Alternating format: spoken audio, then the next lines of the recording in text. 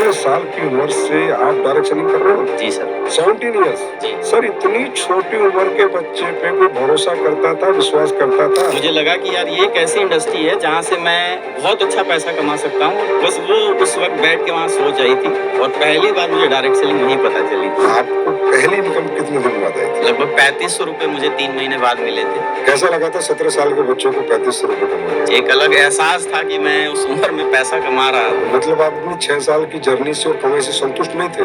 बिल्कुल नहीं सर। पर कहीं ना कहीं आप क्यों नहीं आगे बढ़ पाए? आपको क्या लगा कि आपकी कुछ गलतियां रही? तो जो सबसे बड़ी कारण था सर वो प्लेटफॉर्म था। उस प्लेटफॉर्म में इतना दम नहीं था कि वो मुझे आगे बढ़ा सके। जिस अपलाइन ने मुझे शुरू कराया था वो 4 दिन बाद घर आया, उसने पापा से बोला कि मैं काम छोड़ रहा हूँ, इसे बिल्कुल नहीं करना है, अपने लड़के को भी आप मना कर दीजिए। और उसके बाद फिर मुझे लगा कि यार मैं तो बहुत अमीर बनने का सपना देख चुका था, सब जीरो होता जा रहा है। तो फिर ये बाइक गाड़ी में कितने दिन में बदली है?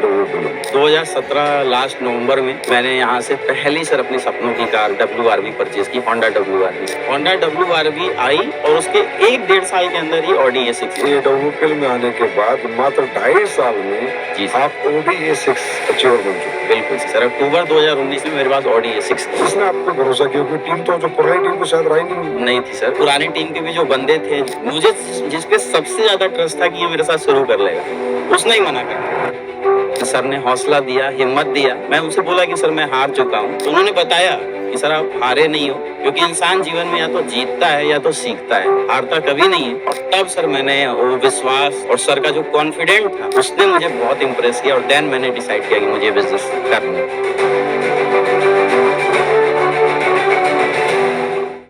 दोस्तों नमस्कार, एक बार फिर आपका स्वागत करते हैं लीडिंग लीडर्स के एक और पॉडकास्ट शो में। जैसा कि आपको पता है दोस्तों कि हम अपने इस पॉडकास्ट शो में उन पर्सनालिटीज को बुलाते हैं जिन्होंने अपने क्षेत्र में एक मुकाम हासिल किया है, ऊंचाई हासिल की है, जिन्होंने संघर्ष किया है और संघर्ष से सफलता का सफर तय किया है और आज वो देश में अपने आप में अपने क्षेत्र में एक मिसाल है। उसी कड़ी में हमारे बीच मौजूद है डायरेक्ट सेलिंग के क्षेत्र में एक बहुत बड़ा मुकाम, एक बहुत बड़ा रैंक और बहुत बड़े अचीवमेंट प्राप्त करने वाले मिस्टर अवधेश नारायण सर। अवधेश नारायण जी, आपका आज हमारे लीडिंग लीडर्स पॉडकास्ट शो में बहुत बहुत स्वागत है। Thank you sir, thank you. आपने मुझे मौका दिया इस बड़े प्लेटफॉर्म पे बोलने का। मैं बहुत सौभाग्यशाली मानता हूँ अपने आप को कि आज मुझे लीडिंग लीडर्स जैसे एक प्लेटफॉर्म पे बोलने का मौका मिल रहा है। बहुत बहुत धन्यवाद सर। अवधेश जी, आज आप डायरेक्ट सेलिंग के क्षेत्र में बहुत ऊंचाइयों पे हैं और देश के सारे डायरेक्ट सेलर या डायरेक्ट सेलिंग को जानने वाला हर व्यक्ति आपके बारे में जानना चाहता है, पहचानना चाहता है, आपकी जर्नी समझना चाहता है कि आप कहाँ से आए, कैसे आए और आपने इतना बड़ा मुकाम कैसे हासिल किया। तो मैं सबसे पहले आपसे पूछना चाहूंगा कि आप रहने वाले कहाँ के हैं? सर मैं उत्तर प्रदेश के वाराणसी जिले का रहने वाला हूँ। बनारस। बनारस तो अपने आप में सर कहते हैं oldest city of this universe. जी सर। सबसे पुरानी और मतलब वाराणसी को तो सर अपनी अलग पहचान है। वर्ल्ड के कोने कोने में कोई भी व्यक्ति रहता हो, हिंदुस्तान में दिल्ली नहीं जानता लेकिन बनारस को जरूर जानता है। और बनारस वालों के वैसे ठाठ ही निराले हैं, हम भी कई बार गए हैं, तो बहुत अच्छी जगह से आप रहने वाले हैं। तो आपके घर पे कौन कौन है? घर पे सर हमारे पिताजी हैं, मेरा एक छोटा भाई है, माता जी हैं। ये हमारे घर पे सारे फैमिली में लोग मेंबर रहते हैं। तो पिताजी क्या करते थे आपके? पिताजी सर हमारे रेलवे में कर्मचारी थे। 4th ग्रेड में वो कर्मचारी रहे हैं रेलवे में, सरकारी नौकरी रही उनकी। तो सर जैसे कि आपने बताया कि आपके पिताजी रेलवे में चतुर्थ श्रेणी के कर्मचारी थे, तो आपका बचपन कैसे बीता और आपकी पढ़ाई लिखाई कहाँ से हुई? सर पहले हम एक यूनाइटेड फैमिली में रहते थे, जहाँ मेरे दादाजी थे, पिताजी थे, चाचा थे, मेरे पिताजी, मैं, मेरा भाई, तो लगभग 10 लोगों की पूरा परिवार रहा करता था। एंड देन आफ्टर रिटायरमेंट फिर हम अलग अलग हुए। और पिताजी की मेरी, जैसा मैंने आपको बताया कि रेलवे में कर्मचारी थे, तो एक मिडिल क्लास फैमिली में जो चीज़ें होती हैं ऐसा ही हमारा चल रहा था।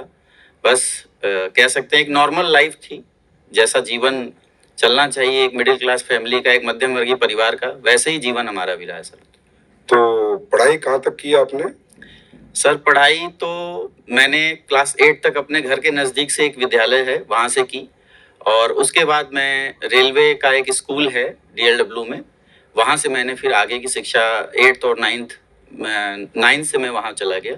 9th और 10th मैंने वहाँ से किया है सर। तो जैसे बच्चा पढ़ाई करता है तो पढ़ाई करते करते वो एक निर्णय कर लेता है कि मैं बड़े होकर ये करूंगा। कोई बच्चा सोचता है मैं ये बनूंगा, कोई बच्चा सोचता है ये बनूंगा। तो आप क्या सोचते थे जब पढ़ते थे कि मैं ये बनूंगा? सर वैसे स्कूल में तो क्वेश्चन किए जाते हैं कि आप पढ़ रहे हो तो पढ़ाई के साथ क्या करोगे। तो मेरा एक सपना था कि मैं भी किसी गवर्नमेंट जॉब में चला जाऊं, और मुझे लगता था कि अगर मैं 20-25 हज़ार, उस समय सैलरी इतनी हुआ करती थी गवर्नमेंट जॉब में, तो मुझे लगता था कि अगर इतनी सैलरी आ जाएगी तो एक अच्छी लाइफ स्टाइल जैसे सबकी चल रही है वैसे चलेगी।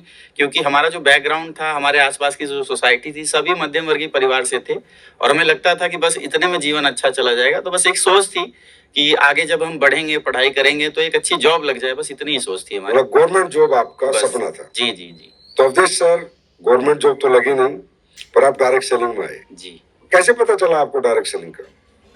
दरअसल सर मैं जब 9th क्लास में एडमिशन मेरा हुआ, और उस वक्त मेरे घर पे एक मेरे रिलेटिव आए हुए थे जो पिताजी को डायरेक्ट सेलिंग का प्लान देने के लिए आए थे।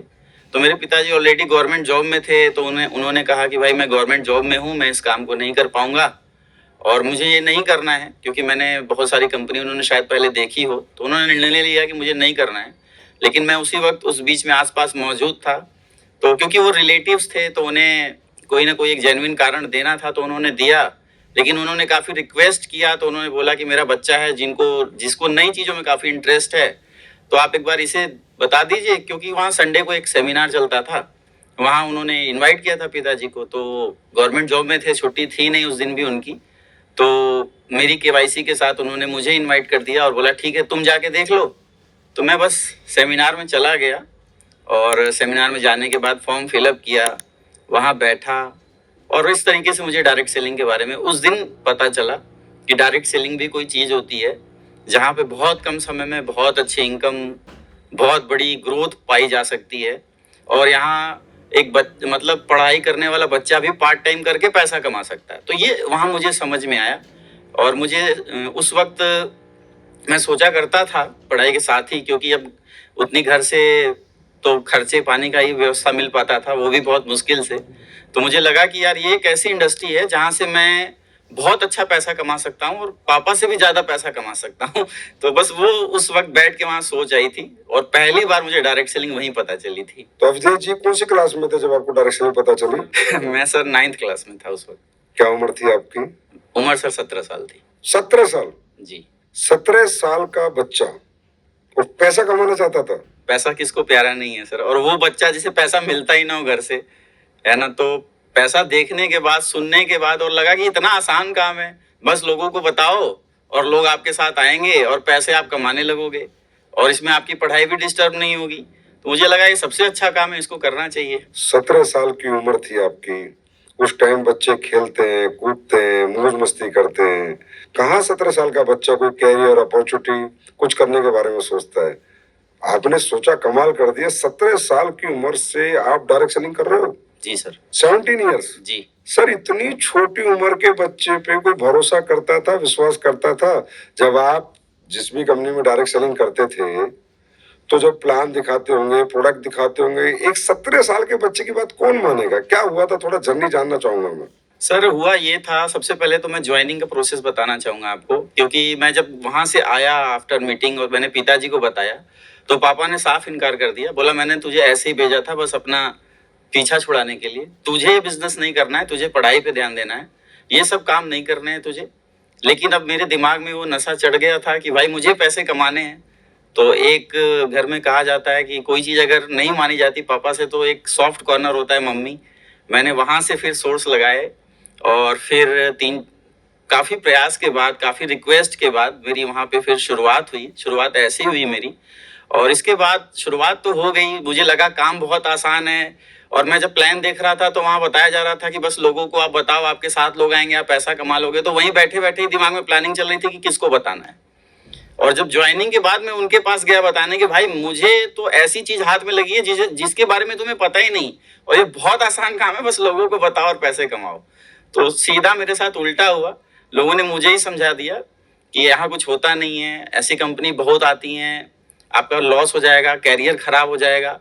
लेकिन ईश्वर जब आपसे कुछ कराना चाहता है तो फिर बस एक ही चीज थी कि मुझे पैसा चाहिए अपनी लाइफ में, क्योंकि उसका अभाव मैंने अपने जीवन में देखा था कि जब दूसरे बच्चे जो अच्छी साइकिल, अच्छी बाइक और बहुत सारी अच्छी चीजें मेंटेन करते थे, लेकिन हम वो नहीं कर पाते थे। तो बस एक चीज थी कि वो किसी भी हाल में बस फोकस था कि मुझे पैसा चाहिए। तो बस मैंने इस काम, फिर मैं मीटिंग में गया, सेमिनार में गया, मैं देख रहा हूँ यार 100-200 लोग इस काम को कर रहे हैं और वो जो अपने थे जिन पे विश्वास था वो मना कर रहे हैं। तो मैं काफी कंफ्यूज हो गया। और उसके बाद भी सर बहुत चीजें हुई, जैसे कि जिस अपलाइन ने मुझे शुरू कराया था, मतलब जिस रिश्तेदार ने शुरू कराया था, वो 4 दिन बाद घर आया। उसने पापा से बोला कि मैं काम छोड़ रहा हूँ, ये बेकार काम है, इसे बिल्कुल नहीं करना है, अपने लड़के को भी आप मना कर दीजिए। 4 दिन बाद ही? 4 दिन बाद ही सर, ज्वाइनिंग के 4-5 दिन बाद, मतलब ये कह सकते हैं। और उसके बाद फिर मुझे लगा कि यार मैं तो बहुत अमीर बनने का सपना देख चुका था, सब जीरो होता जा रहा है। लेकिन मैं वापस संडे को, क्यों छुट्टी रहती है स्कूल की, सेमिनार में जाता था, बैठता था, लोगों को सुनता था, अचीवमेंट देखता था अपनी आंखों से। तो मुझे लगा कि इस काम को करना चाहिए। और फिर मैंने एक अब दूसरा अपलाइन पकड़ा, जो उनके भी अपलाइन थे, वहां मैं गया, उनसे डिस्कस किया कि मुझे ये काम करना है। और फिर उन्होंने मेरा साथ दिया कि नहीं, अगर आप करना चाहते हो तो आप करो। और फिर मैंने काम शुरू किया दोबारा से, फिर डायरेक्ट सेलिंग करनी मैंने शुरू की वहां से। इस तरीके से जर्नी की शुरुआत हुई सर। तो आपको पहली इनकम कितने दिन बाद आई थी? सर पहली इनकम 3 महीने बाद आई थी। लगभग 3500 रुपए मुझे 3 महीने बाद मिले थे। कैसा लगा था 17 साल के बच्चों को 3500 रुपए कमा के? सर मैं क्या बताऊं, एक अलग से ही खुशी थी, एक अलग एहसास था कि मैं उस उम्र में पैसा कमा रहा था। 3500 रुपए की इनकम मुझे बहुत ही उत्साहित कर रही थी। और मैं कह सकता हूं कि मैंने जब प्लान देना शुरू किया था उस वक्त लोग आ नहीं रहे थे। और क्योंकि जब मैं उम्र छोटी थी, लोगों के पास जाता था तो लोग बोलते थे कि यार यहाँ कुछ होने वाला नहीं है। बहुत ज्यादा ऑब्जेक्शंस मिलती थी लोगों के पास जाके समझाने में। लोग बोलते थे तुम लाखों करोड़ों की बात कर रहे हो, लेकिन शायद ही वो तुम्हारे जीवन में कभी अचीव हो पाएगा इस प्लेटफॉर्म से, ऐसा होता नहीं है। और मैं ये ठान चुका था कि मैं पहली इनकम तो जरूर यहाँ से जनरेट करूंगा, चाहे कुछ भी हो जाए। और वही जिद था कि मैंने लगातार 3 महीने काम किया और पहली इनकम 3500 बनाई और उनको जाके दिखाया कि यहाँ से इनकम आती है सर। तो उसके बाद 3500 रुपए आने के बाद तो आपका कॉन्फिडेंस और बढ़ गया होगा? जी सर, बिल्कुल। तो उसके बाद क्या अचीवमेंट प्राप्त किया आपने वहां पर? सर वो 3500 की इनकम तो बहुत ही, मतलब कह सकते हैं कि पहली कमाई जो थी, बहुत ही खुशी दी। और उसके बाद मैंने काम शुरू किया, क्योंकि एज छोटी थी, लोग जल्दी बिलीव नहीं करते थे, इसलिए एक लंबा समय लगा। लेकिन उस दौरान में किसी दिन भी ट्रेनिंग मीटिंग में कभी भी मिस नहीं करता था और कंटिन्यू वहां में बना रहता था। तो चलता रहा चलता रहा चलता रहा, धीरे धीरे काम बढ़ता रहा। मुझे 6 साल लग गए लगभग 2500 का नेटवर्क बनाने में वहां पे। 6 साल? और इन 6 सालों के अंदर सर मैंने पढ़ाई पार्ट टाइम कर दी, क्योंकि जब आपके जीवन में आपको पैसा दिखने लगता है तो फिर उतना उसमें इंटरेस्ट रहा नहीं। और 17 साल की उम्र से लेके 6 साल अगर आप जोड़ें तो लगभग 24 साल के आसपास मेरी उम्र हो गई थी। और उस 6 साल के अंदर मैंने बनारस में भी काम किया और बाहर रह के भी 2-2 महीने 3-3 महीने मैंने बहुत मेहनत की। उड़ीसा, बिहार में जा के रहा। मैंने सोचा यहाँ नेटवर्क नहीं बन रहा, शायद बाहर बन जाए। वहाँ मैंने लिस्ट बनाई, बहुत प्रयास और बहुत मेहनत की, लेकिन 2500 का नेटवर्क मैंने 6 साल में क्रिएट किया। और फिर एक चीज़ समझ में आई कि जब इंसान की उम्र बहुत छोटी होती है तो जिम्मेदारियां नहीं होती। तो मैं फ्री माइंड काम कर रहा था, लेकिन 24-25 साल की अवस्था में जाने के बाद घर की एक होप आपसे जुड़ जाती है कि आपने जीवन में क्या प्राप्त किया 6 साल के अंदर। तो अगर मैं पीछे मुड़ के देख रहा था तो कुछ अचीवमेंट नहीं थी, सिर्फ एक संघर्ष था 6 साल का, और आगे बस होप थी कि कुछ बड़ा होगा। तो बस उसके बाद मैंने डिसीजन किया, क्योंकि उन 6 सालों के अंदर मैं खुद का करियर नहीं बना पाया, तो मेरा एक विश्वास डोल गया था कि शायद मैं जिसको भी इस बिजनेस में ला रहा हूँ शायद ही उसकी ग्रोथ हो पाएगी। और उन 6 सालों के अंदर, क्योंकि देखिए सर, शुरुआत में जब इस इंडस्ट्री की कोई भी इंसान करता है तो 3 कारणों से करता है, लपेट, पेट और चपेट। कोई रिश्तेदार मिलता है, जैसे मेरे घर आया, उसने बिजनेस कॉन्सेप्ट बताया और शुरुआत करा ली, क्योंकि वो रिलेटिव थे तो लोग रिश्तेदारी के चलते में शुरू कर लेते हैं। दोस्त के पास जाता है, दोस्ती के कारण शुरू हो जाता है। उसके बाद बात करें सर, तो कोई मार्केट में जा रहा है, कोई व्यक्ति मिला और बिजनेस अपॉर्चुनिटी शेयर की कि तुम पार्ट टाइम करके बड़ा पैसा कमा सकते हो, तो इंसान शुरू कर लेता है। और तीसरा रीजन होता है सर, करने को कुछ नहीं है, एक काम मिल रहा है, चलो करके देख लेते हैं। तो इस इंडस्ट्री की कोई नॉलेज नहीं होती है। जब भी इंसान शुरू करता है पहली बार, बस इन्हीं 3 चक्करों में इंसान इस इंडस्ट्री में आता है। जिसको जो पहली कंपनी मिलती है उसको सही मान के वो काम करना शुरू कर देता है। तो मेरे साथ भी ऐसा ही हुआ। 6 साल की मेहनत के बाद, संघर्ष के बाद, पास में कुछ नहीं था। बस ये था कि अब उम्र हो गई है तो कुछ फैमिली के लिए करना पड़ेगा, अपने लिए करना पड़ेगा। तो मतलब आप अपनी 6 साल की जर्नी से और कमाई से संतुष्ट नहीं थे? बिल्कुल नहीं सर। तो आपको क्या लगा कि भाई वो 6 साल में जो आपकी ड्रीम थी कि मुझे यहाँ तक पहुंचना है, आपको क्या लगा, क्या चैलेंजेस थे वहां पर जिनकी वजह से आपको लगा कि आप में तो मतलब करने की क्षमताएं हैं, पर कहीं ना कहीं आप क्यों नहीं आगे बढ़ पाए? आपको क्या लगा कि आपकी कुछ गलतियां रही? सर 6 सालों में मैंने ये समझ में मुझे आया, जब मैंने विचार काफी किया, तो उन 6 सालों के अंदर सर संघर्ष में कोई कमी नहीं रही। कोई भी ट्रेनिंग मीटिंग मिस नहीं रही, सिस्टम में लगातार मैं बना रहा। लेकिन जो सबसे बड़ी कारण था सर, वो प्लेटफॉर्म था। उस प्लेटफॉर्म में इतना दम नहीं था कि वो मुझे आगे बढ़ा सके, क्योंकि प्रोडक्ट नो नीड के थे। और उसके बाद भी हम मेहनत तो कर रहे थे, काम तो कर रहे थे, लेकिन नेटवर्क के अंदर अपलाइन जो थे उन लोगों ने बहुत सारे प्रोडक्ट और पे आउट को मतलब मिसमैच कर दिया। उन्होंने मतलब कह सकते हैं कि एक तरीके से बहुत सारा पैसा इधर उधर कर दिया। इसकी वजह से भी बहुत नेटवर्क डिस्टर्ब हुआ। और क्योंकि प्रोडक्ट नीडफुल नहीं थे, कस्टमर के रिव्यूज के प्रति अच्छे नहीं थे, तो हम जहां जाते थे, मेहनत करते थे, इन्फ्लुएंस करते थे, वहां नेटवर्क तो बना लेते थे, लेकिन जैसे वहां से हटते थे वापस से वो नेटवर्क जीरो हो जाया करता था, क्योंकि प्रोडक्ट की डिमांड दोबारा क्रिएट नहीं हो रही थी। एक बार व्यक्ति प्रोडक्ट परचेज कर रहा था और आफ्टर परचेजिंग वो दोबारा परचेज ही नहीं कर रहा था। तो सबसे बड़ी दिक्कत वहां पे ये थी। और सपने तो बहुत दिखाए जा रहे थे, अचीवमेंट भी दिखाई जा रही थी, लेकिन उन 6 सालों के बाद मैं इस इंडस्ट्री से तो काफी नेगेटिव हो चुका था कि कुछ भी हो जाए मुझे दोबारा इस इंडस्ट्री को नहीं करना है, क्योंकि यहाँ पे सिर्फ झूठ बताया जा रहा है। कुछ लोग ही हैं जो सफल हैं, बाकी मैक्सिमम लोग असफल हो रहे हैं। मुझे लगा कि मैंने अपना कैरियर इन 6 सालों में बहुत खराब कर लिया। अगर मैं शायद पढ़ाई में रहता तो कुछ बन जाता, लेकिन 6 साल मैंने शायद अपना गवा दिया वहां। मतलब आप ये कह रहे हैं कि आप प्लेटफॉर्म से संतुष्ट नहीं थे, अपनी तरफ से आपने पुरजोर मेहनत की थी। जी सर। ये आप आज मान रहे हैं? जी। अब ये तो हमें नहीं पता, उस समय हम आपके साथ नहीं थे। अच्छा, ये भी पूछना चाहूंगा, जैसे 17 साल का बच्चा जाता है आता कैसे था लोगों को प्लान दिखाने? सर मेरे पास पहली साइकिल थी, घर से स्कूल कॉलेज जाने के लिए साइकिल थी। मैंने साइकिल से इस बिजनेस की शुरुआत की थी। और उस समय एक बैग लेकर, फोल्डर लेकर लोगों के पास जाते थे और मिलते थे, इनविटेशन करते थे कि सर हमारे पास एक बहुत अच्छी बिजनेस अपॉर्चुनिटी है जहाँ से आप पैसे कमा सकते हैं, एक्स्ट्रा इनकम कर सकते हैं। लेकिन पहले इंसान उम्र देखता था और उसके बाद ही निगलेक्ट कर देता था। बहुत सारी ऑब्जेक्शंस, मतलब नो तो मैंने जीवन में 17 साल की उम्र से सुनना शुरू कर दिया था। लेकिन डायरेक्ट सेलिंग में खासियत है सर कि आपको हमेशा ट्रेनिंग्स और मीटिंग्स में पॉजिटिविटी मिलती है। जब आप जैसे लोगों को सफल होते देखते हैं तो आपको ये होप मिलती है कि आप भी कर सकते हैं। यही एक कारण था कि मैं 6 साल लगातार उस बिजनेस में बना रहा। और जब मैंने प्रयास जारी रखा तो धीरे धीरे लोग आने शुरू हो गए और उनकी रेफरेंस से और भी लोग आने शुरू हो गए, जिससे नेटवर्क क्रिएट होना शुरू हो गया सर।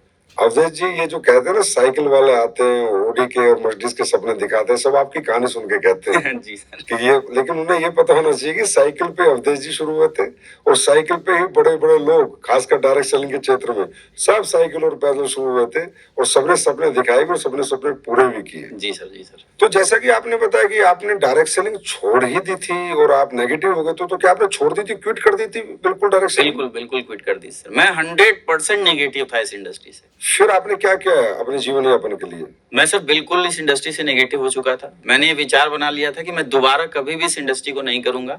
और फिर मैंने इंश्योरेंस सेक्टर के अंदर काम किया, रियल एस्टेट के अंदर काम किया, क्योंकि 6 सालों में बेचना तो सीख गया था, सेल्स की नॉलेज आ चुकी थी, वो फायदा मुझे हुआ यहाँ पे। और मैंने फिर जमीनें सेल की, इंश्योरेंस सेल्स किया। मैं लगातार लगभग 2014 से 2017 लास्ट तक मैंने यही काम किया सर। 18-20 हजार रुपए महीना में निकाल लिया करता था वहां से। मतलब 2014 में आपने क्विट की और 2017 तक, 4 साल आपने डायरेक्ट सेलिंग की कोई कंपनी, कोई सिस्टम देखा ही नहीं? नहीं सर। मतलब पूरी तरह से डायरेक्ट सेलिंग को अलविदा कह चुके। बिल्कुल सर। अब ये अलविदा कहने वाला व्यक्ति, इतना नेगेटिव व्यक्ति, फिर दोबारा डायरेक्ट सेलिंग में कैसे आया? सर एक बात कही जाती है कि जब आप किसी काम को बहुत शिद्दत से कर लेते हैं तो कहीं ना कहीं उसका इंटरेस्ट तो आप में बना रहता है। और क्योंकि जीवन की पहली बार मैंने कोई काम किया था, 6 साल उस पर मेहनत की थी, तो एक चीज था कि यार ठीक है, नहीं हुआ अचीव, लेकिन वही है कि जब किस्मत आपसे कुछ कराना चाहती है तो मौके बार बार देती है। और कहा जाता है कि सर एक बार डांसर डांस करना छोड़ दे, लेकिन उसके मनपसंद का गाना अगर बज जाए तो कदम थिरकी जाते हैं। और ऐसा ही हुआ। अगस्त 2017 के आसपास मैं फेसबुक चला रहा था और एक महान शख्सियत मैं आज कह सकता हूँ जिन्होंने लाखों लोगों के जीवन को बदला है, महिपाल सर का एक पोस्ट आया हुआ था कि 1 वीक में मेरी इनकम 8.5 लाख रुपए हुई है। तो मैं जब उनकी प्रोफाइल में गया तो मैंने देखा कि प्रीवियस कंपनी जिसमें मैं काम कर रहा था उसी का नाम लिखा था। मैं कंफ्यूज हो गया क्योंकि वहां मैक्सिमम महीने का 8 लाख आता था, यहाँ वीक का 8.5 लाख। तो ये कंफ्यूजन की वजह से मैंने सिर्फ उनको मैसेज कर दिया कि हेलो सर। उन्होंने रिप्लाई दिया। मैंने पूछा कि आप प्रीवियस कंपनी में हो? बोले नहीं। फिर मैंने क्वेश्चन किया कि आप क्या कर रहे हो? तो फिर वहां से फिर बात शुरू हुई सर। फिर सर ने टाइम भी दिया मुझे मिलने का, लेकिन क्योंकि मैं निगेटिव था, मुझे करना ही नहीं था, तो फिर मैंने मना, मतलब गया ही नहीं। मतलब महिपाल सर ने बुलाया था आपको? जी सर। आओ मैं समझाता हूँ क्या है। जी। तो आप नहीं गए? नहीं फिर गए। क्या हुआ? फिर एक बार मैं फेसबुक चला ही रहा था, मैंने देखा कि महिपाल सर वाराणसी में आए हुए हैं। कोई उन्होंने मीटिंग की थी अपने लीडर्स के साथ, हैंडशेक करते हुए उन्होंने जो उसके साथ फोटो डाली थी। तो मैं सोचा सर बनारस आए हुए हैं तो ये तो चांस है मिलने का, एक बार फिर से मैसेज करते हैं। दोबारा मैसेज किया, फिर सर ने समय दिया, लेकिन फिर किस्मत खराब और फिर मैं नहीं गया क्योंकि मैंने सोचा फिर जाऊंगा, डायरेक्ट सेलर है भाई तो पढ़ा ही देगा।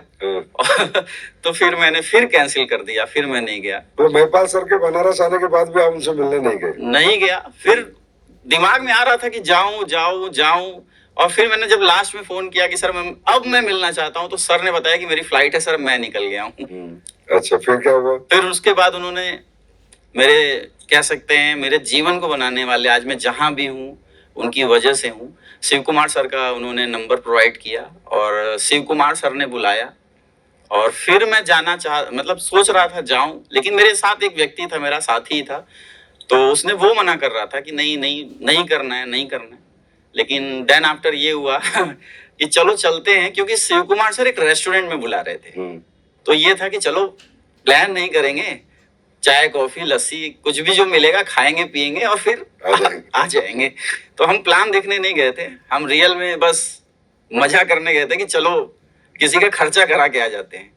तो बस उस वजह से हम चले गए। मेरे साथ मेरा वो साथी भी गया था वहां पे, और हमने फिर चाय कॉफी की। सर ने प्लान शुरू किया, लगभग रात को 8 बजे से प्लान शुरू हुआ और हम तो अपना जो करने गए थे वो कर रहे थे। लेकिन जब प्लान की बारी आई और जब प्लान बताया गया कि आपको फर्स्ट रैंक पे ये मिलेगा, फिर रैंक की बोनस इनकम मिलेगी, फिर सेकंड रैंक पे इतना मिलेगा, और जब 6th रैंक तक सर गए और 1.5 लाख का चेक बनाया, हमने बोला सर अब मत बताइए आगे क्योंकि इससे ज्यादा हमने कभी जीवन में डायरेक्ट सेलिंग में सुना नहीं है, और पेपर पे तो आप बता रहे हैं, पता नहीं होगा भी या नहीं होगा। लेकिन एक चीज जिसकी वजह से हम उनसे कनेक्ट रहे, क्योंकि वो भी प्रीवियस कंपनी से थे और हम भी थे, तो एक ये था कि चलो देखते हैं सुनते हैं। 9 बज गया, 10 बज गया, हम अब सर से बोल रहे हैं सर अब हमें जाना चाहिए। रेस्टोरेंट वाला बोल रहा है कि भाई बंद करते हैं सर, हमारा टाइम हो गया।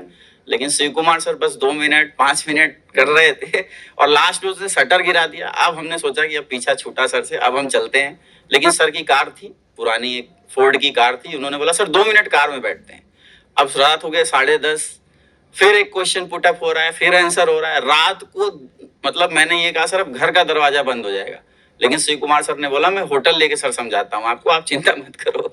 और रात के 2 बज गए सर प्लान होते होते होते होते। और देन आफ्टर फिर हम वहां से निकले और फिर मैंने साथी से पूछा कैसा लगा, उसने बोला नहीं करना है, करना ही नहीं है, क्योंकि वो किसी और डायरेक्ट सेलिंग इंडस्ट्री को कर रहा था। तो उसे लगा कि यार ये वहां जाएंगे तो फिर मेरा भी नुकसान हो जाएगा।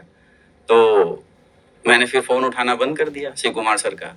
इतने मतलब आप 8 बजे से लेके 2-2:30 बजे तक उन्होंने आपको कन्विंस करने की कोशिश की, फिर भी आपको नहीं आया कि मुझे नहीं करना है? जी, मैं तो उस समय बोल दिया क्योंकि हमें घर जाना था कि सर कल से शुरू कर रहे हैं। लेकिन क्योंकि इतनी नेगेटिविटी इस इंडस्ट्री से थी सर की, मतलब करने की बिल्कुल इच्छा नहीं थी। फोन उठाने बंद कर दिया? फोन उठाना बंद कर दिया। लेकिन शिव कुमार सर शिव कुमार सर है उन्होंने फोन करना जारी रखा, और एक बार मैंने फोन उठा लिया। फिर उन्होंने विश्वास दिलाया कि सर एक बार मिलिए, दोबारा बैठते हैं। और फिर आप डिसीजन करिएगा। और मैं दोबारा मिला सर से, उन्होंने समझाया। मैंने बोला सर मुझे करने में कोई दिक्कत नहीं, मैं थक गया हूँ, मैं हार गया हूँ और मेरे अंदर उतनी साहस और ताकत नहीं है कि मैं अब इस इंडस्ट्री को करूँ, क्योंकि 6 साल के एक्सपीरियंस बहुत ख़राब रहे हैं। मेरे पास पुराना नेटवर्क भी नहीं है, मैं कहाँ से शुरू करूँगा। मैं जहाँ शुरू करना चाहता हूँ वहाँ ऑलरेडी मेरा मार्केट निगेटिव हो चुका है मेरे से। लोग मुझे जान गए हैं कि ये कुछ कर नहीं पाया और ये फालतू ही काम करता है। लेकिन सर ने हौसला दिया, हिम्मत दिया। उन्होंने एक बात बोली जो मुझे बहुत अच्छी लगी। उन्होंने बोला कि सर देखिए, आपने जीवन में जो भी, मैं उनसे बोला कि सर मैं हार चुका हूँ, तो उन्होंने बताया कि सर आप हारे नहीं हो, क्योंकि इंसान जीवन में या तो जीतता है या तो सीखता है, हारता कभी नहीं है। आपने जो 6 साल की तपस्या की है, आपने जो 6 साल स्ट्रगल किया, आपने जो 6 साल की मेहनत की है, उसका एक एक्सपीरियंस आपके पास है, आपने सीखा है। अगर वो सिखलाई आप इस प्लेटफॉर्म पे लगा देते हो तो आप बहुत बड़ी ग्रोथ हासिल कर सकते हो। और तब सर मैंने वो विश्वास और सर का जो कॉन्फिडेंट था और सर की जो मेहनत थी रात को 2 बजे तक मुझे कार में बैठा के समझाने की, उसने मुझे बहुत इंप्रेस किया। और देन मैंने डिसाइड किया कि मुझे बिजनेस करना है, दोबारा आ गए, दोबारा आना है सर। फिर आपने दोबारा शुरू कर दिया। जी सर। सर 4 साल का अंतराल था, 4 साल आप ट्रेडिशनल बिजनेस में थे, तो आपके साथ कौन आया फिर शुरू शुरू में, मतलब किसने आप पे भरोसा किया? कोई टीम तो, जो पुरानी टीम तो शायद रही नहीं होगी। नहीं थी सर। और पुरानी टीम के भी जो बंदे थे, जो साथी था मेरा, वो खुद मना कर रहा था। मुझे जिस पे सबसे ज्यादा ट्रस्ट था कि ये मेरे साथ शुरू कर लेगा, उसने ही मना कर दिया था। तो फिर सर ने, अमित दुबे सर से मिलाया मुझे। पहली बार बीएचयू में मैं गया, सर से मिला। सर ने बताया कि सर कोई बात नहीं है, हम एक नई टीम खड़ी करेंगे, एक नया नेटवर्क खड़ा करेंगे, मैं आपको बताता हूँ कैसे करना है। फिर सर ने मुझे पूरे एस्क्लेपियस वेलनेस के प्रोडक्ट दिखाए। उस समय सिर्फ 6 या 7 प्रोडक्ट हुआ करते थे। और बताया कि सर आप ऐसे करो काम, एक यूजर लिस्ट बनाओ आप, और एक डिस्ट्रीब्यूटर की हम लिस्ट बनाएंगे। तो जो यूजर लिस्ट होगी उसमें अगर कोई बीमार है, कोई परेशान है लाइफस्टाइल डिजीज से, आप उसकी लिस्ट बनाओ। तो सर मुझे सबसे ज्यादा कॉन्फिडेंट AWPL पे आया। मैं वो दिन बताना चाहूंगा कि मेरा एक दोस्त था, बाइक मैकेनिक था, उसको एलर्जी थी पूरी बॉडी पे, रैसेस हो जाया करते थे और पिछले 2-3 साल से वो परेशान था। तो अब मुझे प्लेटफॉर्म तो दिख गया था, मिल चुका था। मैं एक दिन उसके पास बैठा था, उसने बताई अपनी परेशानी और मैंने सोचा चलो इसी पे ट्राई करके देखते हैं कि संस्था सही होगी तो देखते हैं क्या हो सकता है। और मैंने उसको प्रोडक्ट रिकमेंड कर दिए, उसने प्रोडक्ट ले लिए। 3-4 दिन बाद मैं गया, वो रोने लगा। बोला क्या हो यार, नुकसान तो नहीं कर दिया? बोला भाई मैं 2 साल से परेशान था, टैबलेट खाता था, मलहम लगाता था, तब मेरा ये बीमारी सही रहता था। लेकिन आज 4 दिन बाद मुझे इतना रिलीफ है कि मुझे मलहम और दवाई खाने की जरूरत नहीं पड़ी। तो वो कॉन्फिडेंट अचानक मेरा इतना बूस्ट कर गया, मैं इतना खुश हो गया सर, मैं क्या बताऊं। मैं पहली बार मैंने ये देखा कि बिना प्लान बताए प्रोडक्ट सेल हो रहा है। ये कॉन्फिडेंट मुझे बहुत दिया। फिर उस व्यक्ति ने कई सारे लोगों को रेफरेंस दिया, मैंने गुरुजी को बुलाया, उन्होंने समझाया, बहुत सारे प्रोडक्ट सेल आउट हुए। और बिना प्लान बताए जब पैसा आया खाते में तो एक अलग ही कॉन्फिडेंट था कि बहुत कुछ किया जा सकता है। तो वो कॉन्फिडेंट मेरा वहां से बिल्ड हुआ। और फिर धीरे धीरे धीरे धीरे सर, क्योंकि मैं परेशान था, मुझे पता था कि मेरे जैसे बहुत सारे लोग परेशान हैं, तो फिर मैंने कांटेक्ट जुटाने शुरू किए। जिन लोगों ने डायरेक्ट सेलिंग की है, मेरे जैसे लोग जो असफल रहे, मैं उनसे कांटेक्ट साधने की कोशिश शुरू कर दिया। क्योंकि मैंने फेसबुक के थ्रू महिपाल सर से संपर्क किया तो मुझे आइडिया आ गया कि मैं भी फेसबुक के थ्रू ही सोशल मीडिया का इस्तेमाल करके लोगों तक पहुंच सकता हूं। और वो स्ट्रेटजी मैंने अपनाई। फिर उसके बाद धीरे धीरे धीरे धीरे लोग आना सर शुरू हो गए और नेटवर्क क्रिएट हो गया सर। मतलब आपका जो सबसे बड़ा कॉन्फिडेंस था वो था कि आपने पहले काम किया तो प्लान दिखाओ, ये दिखाओ, सिर्फ प्रोडक्ट दिया और व्यक्ति आने आपको पैसे दिए, प्रोडक्ट दिया और पैसे दिए, और प्रोडक्ट के रिजल्ट आए और आपके खाते में पैसे आए, तो आपको लगा भाई यहाँ तो आसान सा काम हो गया, एक तरह से आसान हो गया। जी, क्योंकि पहले प्लान देते थे सर तो क्या था, लोग नेगेटिव बातें बोलते थे, यार ये जोड़ने का काम है, इसमें तो जोड़ना पड़ेगा, लोग जोड़ेंगे तब पैसे आएंगे। लेकिन यहाँ क्या था, सिर्फ हेल्थ अवेयरनेस और प्रोडक्ट की इन्फॉर्मेशन देके ही पैसे आ जा रहे थे। तो बहुत मजा आया सर काम करने में शुरू में। सर फिर जब आपने एडब्ल्यू पे शुरू की तो फैमिली, जो आपके पिताजी माताजी थे, भाई था, ये जो फैमिली में और भी लोग थे, क्योंकि उन्होंने आपकी 6 साल की जर्नी में आपको देखा था एज एक तरह से एज ए फेलियर ही देखा था कि भाई कुछ कर नहीं पाए 6 साल में, और फिर एक 4 साल में नए नए काम कर रहा है, और फिर आप दोबारा डायरेक्ट सेलिंग में आते हो एडब्ल्यू के माध्यम से, तो उस टाइम परिवार ने विरोध नहीं किया आपका? आपने कैसे पॉजिटिव किया उनको? सर विरोध करने ही नहीं दिया। क्योंकि जब मैंने AWPL की शुरुआत की तो आयुर्वेदिक प्रोडक्ट थे। तो पहली बार जब मेरी ज्वाइनिंग हुई 100 SP का प्रोडक्ट बाई कुरियर घर आया। तो जैसे ही प्रोडक्ट घर आया तो लोगों ने पहले भी पैकेज आते थे, तो घर वालों के दिमाग में गया कि फिर से इसने कोई ऐसा काम शुरू किया। लेकिन प्रोडक्ट क्योंकि आयुर्वेदिक थे और उसपे हेल्थ के प्रोडक्ट थे, तो पूछा घर वालों ने कि आपने फिर से शुरू किया। मैंने बोला नहीं नहीं, मैंने एक आयुर्वेदिक कंपनी ज्वाइन की है, उसमें आयुर्वेदिक प्रोडक्ट है जिसको मार्केट में लोगों को प्रोवाइड करना होता है। मैंने वो काम नहीं शुरू किया है, मैं बस ये प्रोडक्ट लोगों को प्रोवाइड कर रहा हूँ, मैंने ये काम शुरू किया। तो मैंने बताया ही नहीं कि मैंने दोबारा वो काम शुरू किया है, बस आयुर्वेदिक प्रोडक्ट में काम करता हूँ, ये लोगों को प्रोवाइड करता हूँ, ये बताया था मैंने। अच्छा, डायरेक्ट सेलिंग कर दो ये नहीं बताया? नहीं बताया था सर। तो फिर तो उन्होंने कुछ बोला ही नहीं होगा? कुछ नहीं बोला, बोला ठीक है आप करो। कब पता चला उन्हें कि आप डायरेक्ट सेलिंग में करते हो? डायरेक्ट सेलिंग सर जब मैं टोपाज बना, और मैं रियल बताऊं कि मुझे यकीन नहीं था कि 1.5 लाख एक बार में आएंगे। मैं रात में दिन में कई बार चेक किया अकाउंट, और उसके बाद जब 1.5 लाख रुपए मेरा एक सिंगल चेक बना, तब मेरे घर वालों को लगा, क्योंकि क्या है, आप डायरेक्ट सेलिंग आप करना शुरू कर देते हैं तो ये बात छिपती नहीं है। सुबह आपको रिपोर्टिंग करनी है, शाम को आपको रिपोर्टिंग करनी है, टीम से मिलना है, ग्राउंड में एक्टिविटी करनी है। तो जैसे ही मेरा वर्किंग कल्चर चेंज हुआ तो लोग अपने आप समझ गए कि ये वापस वही काम करना शुरू कर चुका है। तो फिर विरोध नहीं हुआ सर, क्योंकि अगर मैं बोलूं तो मेरे परिवार ने, माताजी ने, पिताजी ने आज तक मेरे कभी प्रेशर नहीं बनाया कि नहीं नहीं तुम्हें ये काम नहीं करना है, कभी उन्होंने नहीं बनाया। मैं आज जहां भी हूँ, जिस पोजीशन पे हूँ, उसका कारण मेरी फैमिली है, क्योंकि उन्होंने हमेशा मुझे सपोर्ट किया कि ठीक है तुम्हें जो करना है करो, बस कोई गलत काम मत करना और जीवन में आगे बढ़ो। कहते हैं वही बच्चे सफल होते हैं जिनके माँ बाप अपनी मर्जी अपने बच्चों पे नहीं थोपते हैं। तो आजकल आपके पिताजी और आपके माताजी बहुत मैच्योर हैं कि उन्होंने अपने बच्चों का जितनी बड़ी उड़ान भरनी है उड़ो, जितना आसमान छूना छुओ, और आज आपने वो छू के दिखा दिया। जी सर। तो अवधेश सर, पहले तो आपने बताया कि शुरुआत आपने साइकिल से की थी, अब क्या था आपके पास जब आप लोगों के घर जा रहे थे? सर एसलीपीएस में शुरुआत बाइक से हुई। बाइक भी बिल्कुल ही कह सकते हैं उसका साइलेंसर तक फटा हुआ था, और अमित गुरुजी जब मेरी बाइक पे बैठते थे तो ये बोलते थे कि यार ये सही सलामत पहुंचा देगी या नहीं पहुंचा देगी, क्योंकि अक्सर वो उनके पास एक पैशन प्रो बाइक थी, और अक्सर जब मेरी बाइक को खड़ा करा देते थे और अपनी बाइक से चलते थे, क्योंकि वो बोलते थे कि तुम्हारी बाइक में सिर्फ गाड़ी आवाज कर रही है, मतलब पूरा ब्रेक व्रेक सब कुछ हिलता ही डुलता था। उस तरीके से हमने AWPL की शुरुआत की थी। तो फिर ये बाइक गाड़ी में कितने दिन में बदली AWPL में? सर बहुत ज़्यादा टाइम नहीं लगा। 2017 लास्ट नवंबर में मैंने यहाँ से पहली सर अपनी सपनों की कार WRV परचेज की, होंडा WRV सर। 1 साल में? 1 साल, मात्र 1 साल? 1 साल के अंदर सर। उसके बाद आपने दूसरी गाड़ी कौन सी ली सर? और उस गाड़ी को जो मैंने दूसरी गाड़ी परचेज की, तो 1 साल भी नहीं बीते थे, लगभग 1 साल होने वाले थे, मैंने जो दूसरी गाड़ी यहाँ से परचेज की सर, वो Audi A6 परचेज की सर। Audi A6? जी सर, जब आपने Audi से A6 परचेज करने में कितना समय लगा आपको? यहाँ पर कितने साल की जर्नी थी आप? 1 साल का ही समय बीता होगा सर। होंडा WRV आई और उसके 1-1.5 साल के अंदर ही Audi A6। मतलब मैं अगर ये कहूँ कि AWPL में आने के बाद मात्र 2.5 साल में आप Audi A6 अचीवर बन चुके? बिल्कुल सर। 2019 में मेरे पास आ गई थी सर, अक्टूबर 2019 में मेरे पास Audi A6 थी, और जनवरी 2017 से मैं इस बिजनेस को फुल टाइम कर रहा हूँ। आया था पार्ट टाइम ही, लेकिन फुल टाइम के पीछे भी एक कारण है सर, मैं बताना चाहूँगा। एक इवेंट हुआ था सर दिल्ली में, ग्रैंड जलवा शो करके एक इवेंट हुआ था, उसमें हम जनरल, मतलब टिकट तो हुआ नहीं था। अमित सर ने बोला कि आपने जाना है इवेंट में।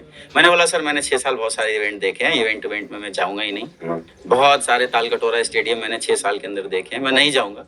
लेकिन सर का कहना था कि जाना है, और मैंने एक चीज़ डायरेक्ट सेलिंग में हमेशा की है कि अपने अपलाइन की बात कभी मैंने मानी, मतलब ये कह सकते हैं कि कभी निगलेक्ट नहीं की उनकी बात। तो किसी भी तरीके से जनरल में घुस के एक बैग रख के फिर हम पहुंच गए, और वहाँ सर ग्रैंड जलवा शो में जब हम गए, अंदर गए, पूरा खाना पीना सारी व्यवस्थाएं बहुत शानदार रही सर। पहली बार मैंने किसी, मतलब कंपनी तो एक ही की थी, लेकिन ऐसी व्यवस्था पहली बार मैंने वहाँ देखी। और उसके बाद सर मैंने आपको जब लास्ट में सुना, आपकी स्पीच मैंने वहाँ सुनी, तो एक कॉन्फिडेंट अलग सा डेवलप हो गया कि बस अब इसमें कुछ तो करके दिखा देना है। क्योंकि मैंने आज तक स्पीचेस जो सुनी थी सर, उसमें सिर्फ मोटिवेशन था, उसमें सिर्फ आगे बढ़ने की बातें थी, लेकिन जो एक इमोशन एक मतलब एक इमोशनल टच जो आपकी स्पीच में था कंपनी को लेके, अपने डिस्ट्रीब्यूटर्स को लेके, वो मैंने उन 6 सालों के अंदर कभी सुना नहीं था। और वो एक समय था जनवरी 2017, उस इवेंट से आने के बाद, एक महीने आने के जस्ट बाद मैंने अपलाइन को बोल दिया कि सर अब कुछ भी हो जाए मुझे यहाँ ग्रोथ लेनी है। और उस दिन से मैं फुल टाइम हूँ। तो जनवरी 2017 और अक्टूबर 2019 में मेरे पास ऑडी A6 थी। तो जनवरी 17 गया, 18 गया, अक्टूबर में 2 साल 10 महीने में आप ODA6 अचीवर बने। जी सर। तो ये बहुत बड़ा एग्जाम्पल है, खासकर उन डायरेक्ट सेलर्स के लिए जो ये कहते हैं कि समय लगता है। अगर व्यक्ति मेहनत में उतर जाए और दिन रात काम करे और उसका विजन क्लियर हो और पॉजिटिव होकर लगा रहे, तो अवधेश सर की तरह मात्र 2.5 साल में भी ODA6 अचीवर बन सकते। जी सर। तो अवधेश सर, जैसे कि हमें पता है कि आपने शादी भी यहाँ पर आने के बाद ही की और अच्छी रैंक हासिल करके गाड़ी खरीदने के बाद की है। तो ये पहले आपने सोच रखा था कि भाई मतलब जब गाड़ी वाड़ी होगी तो अच्छी लड़की आएगी, बड़े घर की आएगी, या पहले रिश्ते नहीं आते थे? सर 6 साल काम करने के बाद समाज में और रिश्तेदारों में एक इमेज बन गई थी कि इनका लड़का आवारा है, और आवारा के पास शादी के निमंत्रण कहाँ आएंगे। आवारा? क्योंकि मैंने सुना, मम्मी मेरी बोल रही थी कि कुछ लोग बोलते हैं ऐसा कि तुम क्या काम करते हो, 6 साल हो गए, कुछ तुम्हारा लड़का बना नहीं, कुछ किया नहीं, नौकरी नहीं लगा। नौकरी नहीं लगी, और ऐसे ही घूमता रहता है मार्केट में। तो शादी तो दूर की बात है, लोग आते ही नहीं थे। मैं बोलूँ तो शादी भी AWPL की वजह से हुई, क्योंकि शादी के निमंत्रण तब आने शुरू हुए सर जब मैंने पहली कार मतलब परचेस की, होंडा WRV मैंने परचेस की। तो शादी के निमंत्रण आने शुरू हो गए। उन्हें लगा, लोगों को लगा कि हाँ इसका लड़का कुछ अब अच्छा कर रहा है। अच्छा। तो वहाँ फिर आने शुरू हुए, और फिर 22 जनवरी 2019 को मेरी शादी हुई। मैं डायमंड बन चुका था, ब्लू डायमंड बहुत करीब था। अच्छा। तो ऑडी A6 लेने के 8 महीने पहले मेरी शादी हुई सर। डायमंड बनने के बाद? जी हाँ, वैसे हमारे डायरेक्ट सेलिंग में कहते भी है कि डायमंड ब्लू डायमंड बनने के बाद शादी करोगे तो अच्छी लड़की मिलेगी। जी सर। तो आपने वही किया।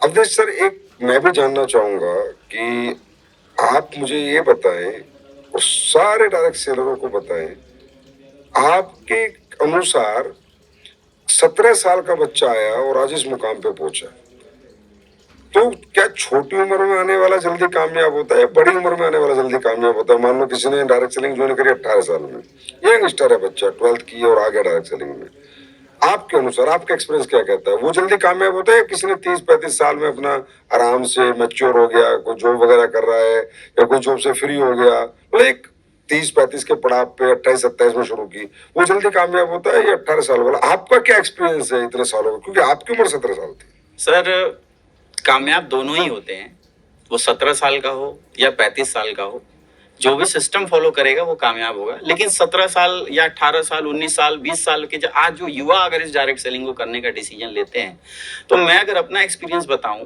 कि मैं शायद 35 साल में शुरू करता या 30 साल में शुरू करता तो मैच्योर तो होता, एक ये प्लस पॉइंट मेरे पास होता। लेकिन 18 साल 17 साल में शुरू करने पे फायदा ये हुआ कि शुरुआती दौर में मुझे बहुत सारे रिजेक्शन मिले, है ना। तो जब एक जो व्यक्ति की प्रतिष्ठा मार्केट में है उसको रिजेक्शन मिलता है, तो उसे लगता है यार क्या काम कर लिया, ये रिजेक्शन मिलने शुरू हो गए, लोग ना बोल रहे हैं, मेरी भी कुछ वैल्यू है। लेकिन 18 साल 20 साल की एज में हमारे पास ऊर्जा होती है, कॉन्फिडेंट होता है, बड़े सपने होते हैं। तो उस समय क्या है, जब हम ग्राउंड में जाते हैं, लोगों से मिलते हैं, लोग ना बोलते हैं, लोग बोलते हैं तुम्हारी उतनी उम्र ही नहीं है जितने मेरे बाल सफेद हो गए हैं। तो एक तरीके से इतनी ऑब्जेक्शंस झेलने पड़ते हैं कि झेल झेल के 25 साल तक पहुंचते पहुंचते इंसान मजबूत हो जाता है और वो कॉन्फिडेंट हो जाता है ना, कि बस अब इसमें कुछ किया जा सकता है, कुछ बड़ा किया जा सकता है। ये कॉन्फिडेंट उसके अंदर आ जाता है। तो अगर मैं बोलूं कि मैं स्लीपियस में क्यों सफल हुआ, तो इसके पीछे के वो 6 साल रहे, क्योंकि फिर मुझे यहाँ डर नहीं लगा, मुझे मेरे अंदर एक अलग ही कॉन्फिडेंट था कि मैं कर लूंगा। ये कॉन्फिडेंट मेरे अंदर डेवलप हो गया। तो सर 18 साल 19 साल 20 साल में जो युवा आज करने का डिसीजन ले रहे हैं, एक बहुत शानदार डिसीजन है डायरेक्ट सेलिंग करने का। और 3-4 साल 5 साल मैं बोलता हूँ सफलता आए ना है, लेकिन इन 4-5 सालों में जब तक वो व्यस्त होंगे और उनके पास जिम्मेदारियां आएंगी, वो एक कॉन्फिडेंट हो चुके होंगे, इतने रिजेक्शन वो झेल चुके होंगे कि फिर उन्हें आगे की तकलीफें नहीं लगेंगी, उन्हें चैलेंजेस लगेंगे और फिर वो इस इंडस्ट्री में बहुत बड़ा कर जाएंगे। बहुत सही बात बताई आपने। मजा आ गया मुझे भी सुन के कि 30-35 साल वाला व्यक्ति रिजेक्शन नहीं झेल पाता। उसे लगता है मेरे जैसे आदमी को ये बोल रहा है, मैं टीचर हूँ मुझे बोल रहा है, मैं डॉक्टर हूँ मुझे बोल रहा है, मुझे नो कह रहे हैं लोग। और वो बच्चे को तो सिर्फ चाहिए, किसी भी हालत में चाहिए, क्योंकि वो उसकी जर्नी ये शुरू है। वो अब वो शुरू हुआ है, वो हार के बाहर नहीं जा सकता मैदान से, वो खेलते रहता है और खेल खेल के इतना प्रतिभाशाली हो जाता है कि फिर हर बॉल पे छक्का लगाने के उसके अंदर काबिलियत आ जाती है। रिस्पॉन्सिबिलिटी उस समय उतनी होती नहीं है सर, परिवार की जिम्मेदारियां उतनी नहीं होती, तो आदमी फ्री माइंड इस बिजनेस को कर सकता है, ये वहाँ प्लस पॉइंट होता है। बहुत बढ़िया बताया सर आपने, मजा आ गया। जी सर। सर ये कहते हैं डायरेक्ट सेलिंग के बारे में कि बहुत लोग आते हैं और कामयाब बहुत कम लोग होते हैं। आप ही आए यहाँ पर, एक बार नाकामयाब हुए, आज बहुत बड़े लेवल पे बहुत बड़े अचीवमेंट आपने प्राप्त किए और कामयाब हुए। मैं भी जानना चाहता हूँ, डायरेक्ट सेलर भी जानना चाहता है। अगर मैं बताऊंगा तो लोग कहेंगे भाई संजय सो तो डायरेक्ट सेलिंग को बहुत ज्यादा प्यार करते हो, तो सही बात बताएंगे। पर आप एज ए डायरेक्ट सेलर, आपके बुरे अच्छे दोनों एक्सपीरियंस रहे। मैं आपसे पूछना चाहता हूँ, ये लोग क्यों कहते हैं, परसेप्शन क्यों है कि यहाँ कम लोग कामयाब होते हैं? क्या यहाँ वाकई में बहुत कम लोग कामयाब होते हैं? सर ये ऐसा नहीं है। अगर हम पूरी इंडस्ट्री को उठा के देखें, क्योंकि हम डायरेक्ट सेलिंग इंडस्ट्री को कर रहे हैं, और भी बहुत सारे एरिया हैं जहाँ पे पैसे बनाए जाते हैं। ऐसा नहीं है कि डायरेक्ट सेलिंग इंडस्ट्री है जहाँ पे लाखों रुपए कमाए जाते हैं। जॉब भी है जहाँ लाखों करोड़ों के पैकेज हैं, बिजनेस भी है जहाँ करोड़ों अरबों रुपए लोग कमा रहे हैं। लेकिन हर प्रोफेशन में सर, जो भी प्रोफेशन, जो भी आप काम उठा के सर देखते हैं मार्केट के अंदर में, हर जगह 100% लोग कहीं सफल नहीं है सर। फेलियर तो हर जगह है। एक बच्चा जो पढ़ाई कर रहा है, बहुत सारे बच्चे हैं जो इंजीनियरिंग की पढ़ाई करते हैं, लाखों में करते हैं, लेकिन कुछ हैं जितनी सीटें हैं उतने ही सेलेक्ट होते हैं। बहुत सारे लोग हैं जो एक्टिंग फील्ड में मुंबई जाते हैं, मेहनत करते हैं, प्रयास करते हैं, एक एक दिन भूखे रहते हैं, जॉब करते हैं और प्रयास करते हैं कि वो सफल हो जाएं, लेकिन उनका पूरा कैरियर लाइफ खत्म हो जाती है और वो उस मुकाम तक नहीं पहुंच पाते। तो इस फिल्म इंडस्ट्री में भी बहुत सारे फेलियर है। बहुत सारे बच्चे डॉक्टर बनने के लिए पढ़ाई करते हैं, लेकिन कुछ लोग ही सेलेक्ट होते हैं। तो हर एक इंडस्ट्री सर, बिजनेस में कहा जाता है सर 100 लोग अगर बिजनेस की शुरुआत करते हैं तो मात्र 5 लोग सफल होते हैं। 95% लोग बिजनेस की जो रिक्वायरमेंट्स हैं, बिजनेस की जो जरूरतें हैं, उनको पूरा न कर पाने की वजह से असफल हो जाते हैं। तो असफलता का सर हर जगह देखेंगे आप तो हर जगह सफलता भी है और असफलता भी है। सफल वो बने जिन्होंने उस बिजनेस के, उस इंडस्ट्री की या उस काम के पैरामीटर्स जितने भी हैं उन्हें फॉलो किया। डॉक्टर बच्चा वो बना जिसने दिन रात पढ़ाई की, वो बन पाया। इंजीनियर वो बना जिसने इंजीनियर की बनने के लिए जो पैरामीटर्स हैं उनको फॉलो किया। तो सर सफलता और असफलता मैं ये मानता हूं कि हर एक इंडस्ट्री में है। सफल वही बनेगा जो उस इंडस्ट्री के द्वारा बनाए गए पैरामीटर्स को 100% फॉलो करेगा, वो इस इंडस्ट्री में जरूर सफल बनेगा। वैसे ही डायरेक्ट सेलिंग इंडस्ट्री में भी सर बहुत सारे लोग असफल हैं, लेकिन बहुत सारे लोग सफल भी हैं। तो दोनों जगह सर यही अंतर है। तो आपके अनुसार मोटिवेशन में लोग आ तो जाते हैं कि मैं डॉक्टर बनूंगा, इंजीनियर बनूंगा, डायरेक्ट सेलर बनूंगा, फिल्म स्टार बनूंगा, लेकिन उसके अनुसार खुद को एजुकेट नहीं करते, जितना मैं समझ पा रहा हूँ कि जो एजुकेशन है उस इंडस्ट्री की, चाहे वो डॉक्टर बनने की हो, चाहे इंजीनियर बनने की हो, चाहे आर्किटेक्ट बनने की हो, चाहे फिल्म स्टार बनने की हो, जो पैरामीटर्स वहां बने, जो सब्जेक्ट्स हैं, उन सब्जेक्ट्स के परिपक्व नहीं होते, उनको पढ़ते नहीं, उनके अनुसार चलते नहीं है। यही आप कहना चाह रहे हैं, जहां तक मुझे लग रहा है। जी बिल्कुल, आपने बिल्कुल सही कहा देश सर। दुनिया के हर सेक्टर में फेलियर और सक्सेस दोनों प्रकार के लोग हैं और सब्जेक्ट एक ही है, प्लेटफॉर्म एक ही है, लेकिन वहां भी लोग फेलियर हैं, वहां भी लोग असफल हैं और वहां भी लोग सफल हैं। सफल वही होगा जो सब्जेक्ट और पैरामीटर को फॉलो करेगा। जी सर, चाहे वो कोई भी क्षेत्र हो, कोई भी क्षेत्र हो सर। तो मतलब अवधेश जी, डायरेक्ट सेलिंग में भी एजुकेशन का महत्व है, या हमारी जो 12वीं की या बीए की या बीकॉम की या एमबीए की जो एजुकेशन है वो भी यहाँ काम आती है, या इसकी भी कोई अलग एजुकेशन है?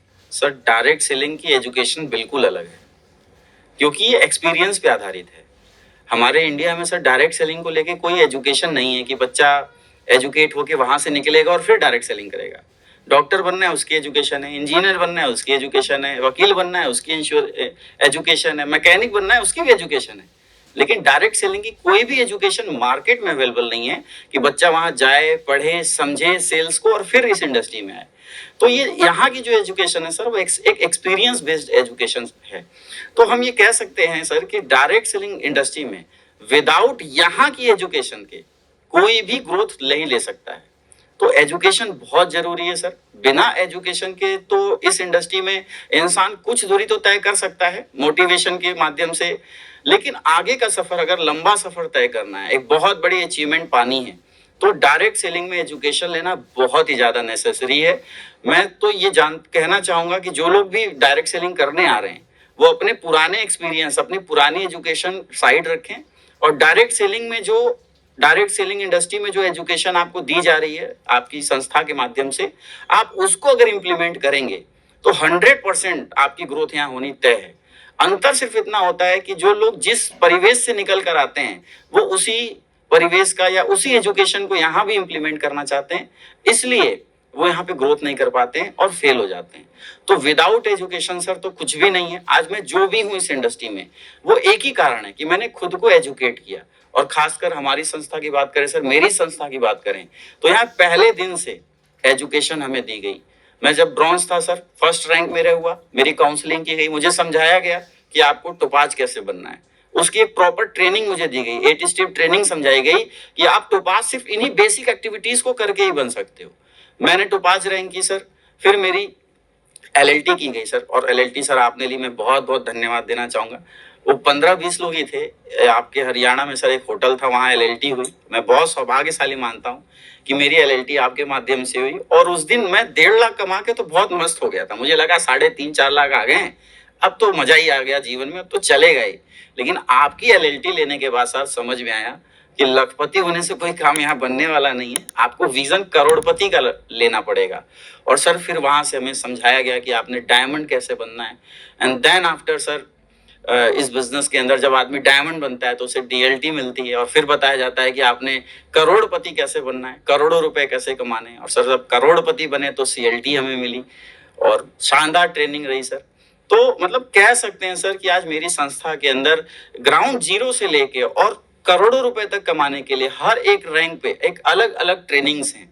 हम ये समझते थे कि बस बेसिक एक्टिविटी करो, बस लोगों को जोड़ो, प्लान बताओ, फॉलोअप करो और बस करोड़ों रुपए आएंगे, लेकिन ऐसा नहीं है। हर रैंक पे आपको यहाँ पे ट्रेनिंग्स दी जाती हैं, और सर इसी का नतीजा है, एजुकेशन का ही नतीजा है कि मैं आज यहाँ तक पहुँच पाया हूँ। आज जो भी अचीवमेंट और जो भी सक्सेस मेरे पास है सर, वो इस इंडस्ट्री की वजह से है, और इस इंडस्ट्री में मिलने वाली एजुकेशन की वजह से है सर। अब आज एक बहुत बड़ी बात आपने क्लियर की, और ये कॉन्सेप्ट उन लोगों का भी क्लियर होगा जो ये कहते हैं कि यहाँ 8वीं पास पैसे कमा लेते हैं, 10वीं पास पैसे कमा लेते हैं, और कहीं ना कहीं उनको लगता है कि यार ये 8वीं 10वीं पास पैसे कैसे कमा लेते हैं, जादू मंत्र हो जाता है, यहाँ तो बुरा इजी मनी है। तो आज उन लोगों के लिए अवधेश जी द्वारा बताया गया जवाब है कि आप अपने अपने क्षेत्र में एजुकेट हैं, लेकिन यहाँ जो 8वीं पास आता है वो भी इतनी गहराई से डायरेक्ट सेलिंग की एजुकेशन ले रहा है। वो यहाँ का एमटेक है, बीटेक है, एमबीए है डायरेक्ट सेलिंग का, बिल्कुल। इसीलिए वो इतनी जल्दी करोड़पति अरबपति बनता है। और जो बात लोगों को अखड़ती है जी। कि यार 8वीं पास पैसे कमा रहे, 6वीं पास पैसे कमा रहे, 10वीं पास अरबपति बन गया, 12वीं पास अरबपति बन गया, उन्हें बड़ा मतलब इंसिक्योरिटी फील होती है कि हमने इतनी पढ़ाई लिखाई करी है, डायरेक्ट सेलर क्यों इतनी लंबी छलांग मार रहे हैं। जी जी। तो उनको कहना चाहेंगे भाई डायरेक्ट सेलर छलांग नहीं मार रहे हैं, ये डायरेक्ट सेलिंग की जो एमबीए है ना, एमटेक, एमएस, एमडी, ये सब आके यहाँ करते हैं, बिल्कुल, बिल्कुल। पढ़ते हैं। ये 6ठी क्लास में वहां पढ़ के आए हैं, लेकिन यहाँ के ये एम स्पेशलिस्ट हैं, यहाँ के एमबीए हैं, इसलिए यहाँ ये लोग कामयाब हो रहे हैं। तो आज आपके माध्यम से बहुत जनता का क्वेश्चन क्लियर होने वाला है कि यहाँ 8वीं पास पैसे कैसे कमा लेता है। जी सर, बिल्कुल। तो सर अब थोड़ा पर्सनल मैं आपसे पूछना चाहूंगा कि आपकी इतनी फास्टेस्ट अचीवमेंट के पीछे क्या कारण रहे, क्या किया आपने ऐसा कि आप इतनी जल्दी इस मुकाम पे पहुंच गए? सर सिर्फ मैंने एक काम किया इस बिजनेस में आने के बाद, और वो रही अपलाइन की बात मानना।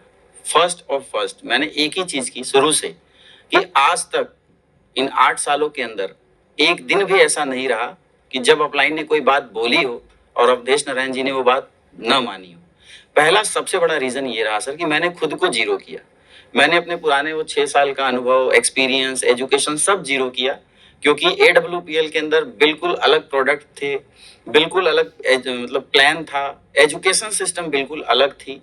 तो ये सबसे बड़ा कारण रहा सर कि मैंने खुद को सबसे पहले जीरो बनाया, और यहाँ की जो एजुकेशन थी, यहाँ की जो नॉलेज थी, यहाँ के जो चीजें बताई गई कि आपको इस बिजनेस में करना है, वो मैंने पहले दिन से की है। और लगातार मेहनत मैंने की पहले दिन से अपलाइन, और मेहनत भी इसलिए की सर क्योंकि मेरे अपलाइन जो थे ना वो बहुत दमदार थे। वो दिन रात मेहनत करते थे और मैंने उनसे सीखा। असली में अगर मैं मेहनत की बात करूं तो sir Shiv Kumar sir, Amit Dubey sir, ये दो ऐसी शख्सियत हैं हमारे मतलब इस बिजनेस में, मैं जहां हूं इस संस्था के अंदर, जिनके माध्यम से मैंने मेहनत करना सीखा। मैंने सीखा कि एजुकेशन की क्या पावर है। तो मैं ये कह सकता हूं कि सही समय पर एजुकेशन लेना, लगातार एजुकेट होते रहना, और उस एजुकेशन को सिर्फ लेना नहीं, इम्प्लीमेंट भी करना। वो मैंने इम्प्लीमेंट किया। लगातार मैंने यहाँ पे मेहनत की बिना एक दिन का गैप दिए। चाहे मेरे परिवार में बर्थडे हो, चाहे कोई इवेंट हो, मैंने सबसे पहले सिस्टम को इंपॉर्टेंस दी, प्रायोरिटी सिस्टम को दी, महत्व सिस्टम को दिया, अपनी संस्था को और अपने काम को दिया इन 8 सालों के अंदर में सर। यही कारण था सर जिसकी वजह से मैं आज यहाँ पे पहुंचा हूँ और इतनी बड़ी ग्रोथ हो पाई है सर। अवधेश जी, कई बार अपलाइन बोलता है कि ये कर लो वो कर लो, तो माइंड में तो कई बार लगता है कि यार हम भी तो कुछ पढ़े लिखे हैं, अब हमारा भी इतना बड़ा रैंक हो गया, अब हम भी तो ब्लू डायमंड है, एम्बेसडर है, रॉयल एम्बेसडर है, या ब्लैक डायमंड है, रॉयल डायमंड है, क्राउन डायमंड है, अब यार अब हमें भी तो कुछ कर रहे हैं, तो हमेशा अपलाइन की बात क्यों माननी? तो आपका भी माइंड कभी ऐसे बोलता था क्या? सर बोलता तो था ऐसा नहीं है नहीं बोलता था, क्योंकि इंसान है सर, सबके अपने अपने इमोशंस हैं। कई बार ऐसा हुआ कि मुझे अपलाइन की बात नहीं समझ में आई कि ये करना चाहिए, लेकिन फिर मेरा वही एक्सपीरियंस और फिर मेरे अंदर से आवाज आई कि जब मैंने गुरु बना लिया तो गुरु की बात मुझे माननी है, चाहे कुछ भी हो जाए। अगर अच्छा होगा तो क्रेडिट मुझे मिलेगा, और अगर खराब हो गया तो इल्जाम गुरुजी पे जाएगा। तो लॉस कहीं से था नहीं सर। मेरा अच्छा हो गया तो मैं, आपने कहा सर देखो मैंने कर दिया, अच्छा हो गया, और नहीं हुआ तो देखो सर आपने कहा था। मतलब कहने का मतलब क्रेडिट खुद लेना है, और नहीं हुआ तो कम से कम ये तो कह देंगे अपलाइन को सर आप ही ने तो कहा था। जी सर। मैं आपको सही बात बताऊं अवधेश जी, पूरे पॉडकास्ट में जो आपने ये बात बताई है ना, यही सच्चाई जिससे आप कामयाब हुए। जी सर। कि आपने अपना दिमाग नहीं लगाया। नहीं लगाया सर, फर्स्ट डे से नहीं लगाया और आज तक नहीं लगाया। सर इस इंडस्ट्री में आके अपलाइन को एक बहुत बड़ा मुद्दा बना दिया जाता है कि अपलाइन जो कहता है वो करो, अपलाइन जो कहता है ऐसे खाओ, ऐसे पहनो, ऐसे ही रहो। अपलाइन की कई लोग कहते हैं यार हम कठपुतली हैं क्या? कई लोग कहते हैं यार अपलाइन हम कठपुतली, उनके गुलाम है क्या यार, हमारी भी मर्जी है।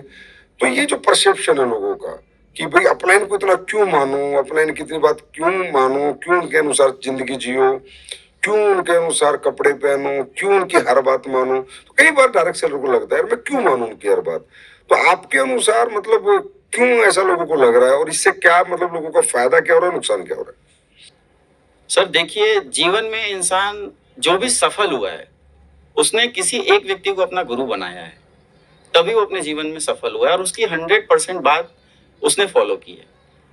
अगर मैं सामाजिक उदाहरण दूं सर, तो आज सचिन तेंदुलकर जी का नाम बहुत बड़ा है, क्रिकेट में भगवान कहे जाते हैं, लेकिन उनके भी गुरु थे आर्चरेकर जी, जिन्होंने उन्हें इस क्रिकेट को सिखाया और इस फील्ड में आगे बढ़ाया। तो हर एक सफल इंसान के पीछे कोई ना कोई व्यक्तित्व है, कोई ना कोई व्यक्ति है जिसके माध्यम से वो सफल हुआ, और वो उसका अपलाइन है, उसका गुरु है। तो सर डायरेक्ट सेलिंग इंडस्ट्री में भी अगर मैं देखता हूं, मैंने जो इन सफर के अंदर 2007 से और अभी तक देखा है, उसमें अपलाइन ही एक ऐसा व्यक्ति है सर, क्योंकि यहाँ दो ही संबंध है, एक अपलाइन और एक डाउनलाइन, इन्हीं दोनों पहियों पे गाड़ी आगे चलती है।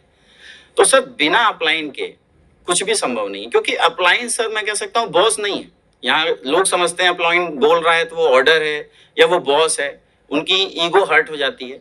यहाँ अपलाइन एक एक्सपीरियंस है सर, क्योंकि अपलाइन ने हमसे पहले बिजनेस की शुरुआत की, अपलाइन के पास हमसे ज्यादा अचीवमेंट है, अपलाइन के पास अचीवमेंट ज्यादा है तो उसने फाइनेंशियल मैनेजमेंट भी अपनी की होगी, उसने कुछ लॉस भी सहे होंगे, तो वो एक्सपीरियंस हमसे शेयर करता है।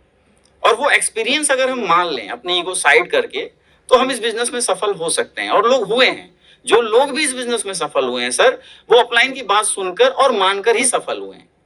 तो ये सबसे बड़ा कारण है सर कि हमें अपलाइन की बात माननी चाहिए, सुननी चाहिए, और उसे अपने जीवन में उतारना भी चाहिए। क्योंकि सर माँ बाप हैं, उन्होंने हमें जीवन दिया, उन्होंने हमें जीवन में संस्कार सिखाए, लेकिन कहा जाता है कि माँ बाप के बाद जो सबसे बड़ा गुरु है वो शिक्षक होता है। अगर हम स्कूल नहीं जाते, हमें अच्छे टीचर नहीं मिलते और अच्छी एजुकेशन वो हमें नहीं देते, तो शायद हम अपनी लाइफ में आगे नहीं बढ़ पाते। घर है सर, समाज है, वो हमें सामाजिक ज्ञान दे सकता है, समाज हमें समाज की बातें बता सकता है, दोस्त हमें घूमने फिरने और मौज मस्ती की बातें बता सकता है, लेकिन एक सही डायरेक्शन डायरेक्ट सेलिंग इंडस्ट्री में एक अपलाइन ही दे सकता है। जो व्यक्ति ये बात समझ गया सर, वो 101% इस बिजनेस में सफल बनेगा ही बनेगा, उसे कोई रोक नहीं सकता। क्योंकि कहा जाता है ये बिजनेस जस्ट डुप्लीकेट का है, जैसा आप करेंगे एज इट इज आपके साथ होगा। कई सारे लोग सर अपलाइन में कमियां ढूंढते हैं, अपलाइन में ये कमी है।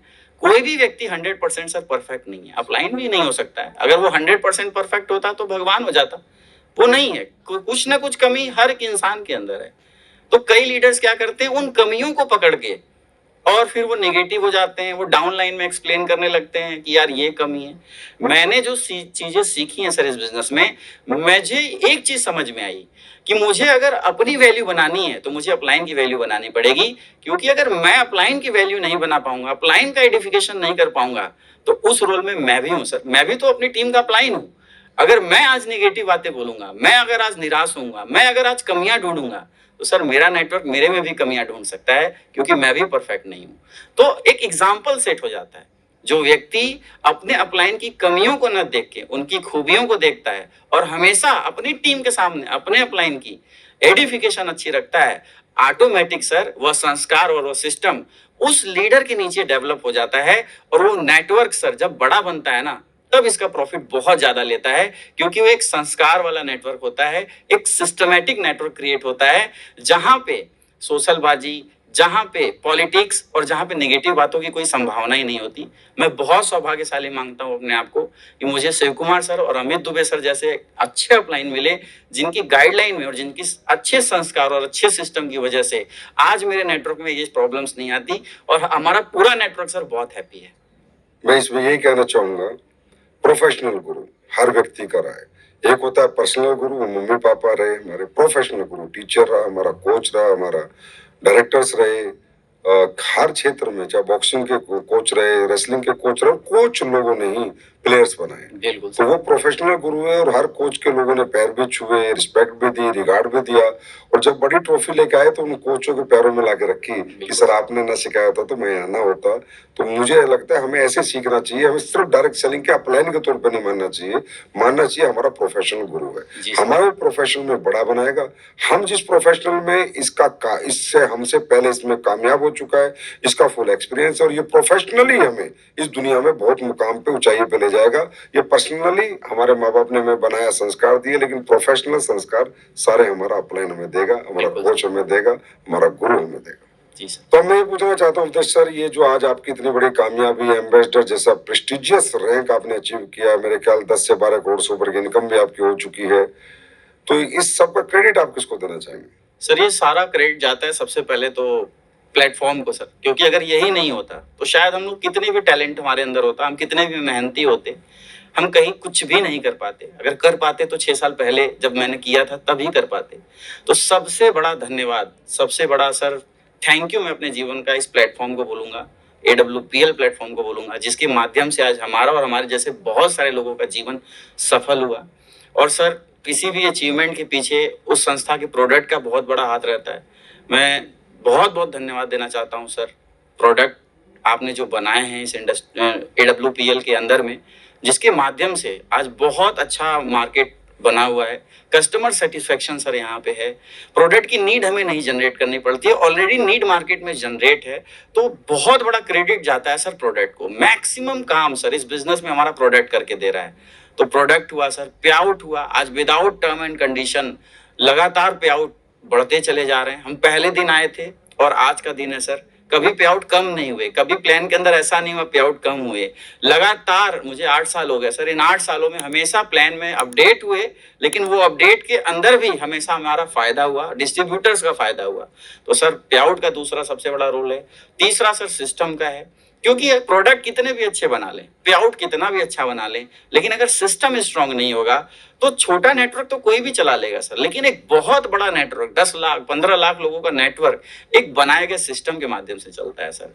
तो आज एस्क्लेपियस वेलनेस की एजुकेशन सिस्टम के अंदर इतना पावर है, इतना दम है, जिसकी वजह से हम ग्रोथ कर रहे हैं सर। इनिशियल लेवल पे 8 स्टेप ट्रेनिंग, फिर जैसे हम बिजनेस में व्यक्ति शुरू करता है 10 कदम की ट्रेनिंग, जिससे उसे बिजनेस कैसे प्रमोट करना है ये पता चलता है।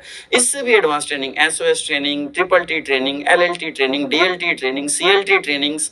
तो ये जो सिस्टम डेवलप करके दिया गया है सर AWPL प्लेटफॉर्म में, ये बहुत बड़ा रोल निभाया सर, क्योंकि हमें अपना दिमाग ही नहीं लगाना पड़ता। जैसे ही 1 महीना 2 महीना बीतता है, पता चलता है सिस्टम ने ये ट्रेनिंग ऑर्गेनाइज कर दी, आप इसमें अटेंड कर लो। जैसे कुछ समय बीतता है, सिस्टम ने ये इवेंट ऑर्गेनाइज कर दिया, आप इसको अटेंड कर लो।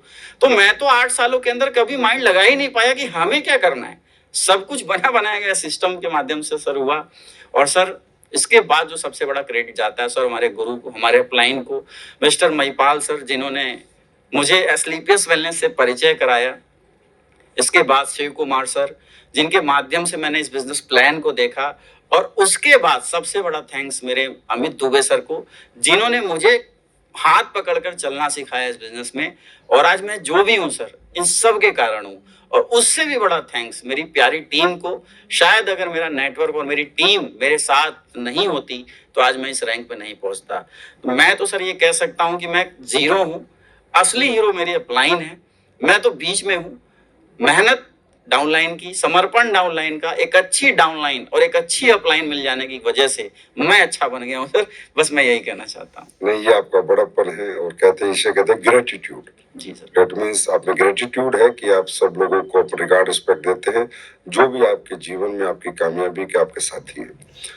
मैं ये कहना चाहूंगा कि जो आपने सारी बातें बताई, तो मुझे ऐसा लग रहा है कि एडब्ल्यूपीएल ने नेटवर्क मार्केटिंग को आसान कर दिया है। बिल्कुल। डायरेक्ट सेलिंग बिल्कुल आसानी से, मतलब कोई आ जाए तो सिस्टम ही उसे बड़ा बना देता है, सिस्टम बना देता है। उसे उसे ज्यादा प्रयत्न प्रयास करने की जरूरत नहीं बिल्कुल, है। बिल्कुल। जितना मैं समझ पा रहा हूँ, मैं क्रेडिट नहीं ले रहा, लेकिन आपसे जानकर मुझे ऐसा लग रहा है कि डायरेक्ट सेलिंग एडब्ल्यूपीएल में बहुत आसान हो चुकी है, क्योंकि सिस्टम में लोग आ रहे हैं और सिस्टम उन्हें बना रहा है। बिल्कुल बिल्कुल। तो सर मैं यही बता रहा था कि आज मेरी टीम में लगभग 50 प्लस डायमंड एंड एबव है।